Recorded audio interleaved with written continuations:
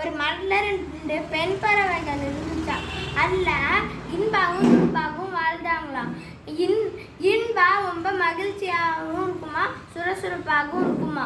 துன்பா ரொம்ப சோகமாகவே இருக்குமா, சோம்பேறியாக இருக்குமா.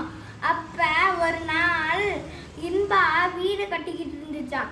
அப்போ அது சிறப்பாக முடிச்சிருச்சான். அதனால அது வீட்டில் இருந்துச்சான். அப்போ துன்பா கொஞ்சம் அசிங்கமாக வீடு கட்டிருந்துச்சான். அதனால ஒரு நாள் பெரிய புயல் வந்துச்சான்.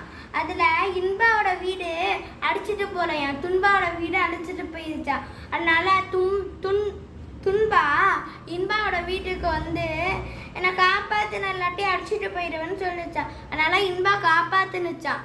ஏன் நீ வீடு ஒழுங்காக கட்டலையா அப்படின்னு சொல்லிச்சான். எனக்கு கடவுள் தந்தால் தானே கட்ட முடியும் அப்படின்னு சொல்லிச்சான். கடவுள் எல்லாருக்கும் தான் தராங்க, என்ன உனக்கு மட்டும் தராமலாம் இருக்காங்க அப்படின்னு சொல்லிச்சான். ஆமாம் சரி, நான் இப்போ போய் நான் நல்லா வீடு கட்டுறேன்னு சொல்லிட்டு நல்லா வீடு கட்டுனுச்சான். அப்பையிலேருந்து துன்பாவும் இன்பாவும் நல்ல தோழியாக ஆயிட்டாங்களாம்.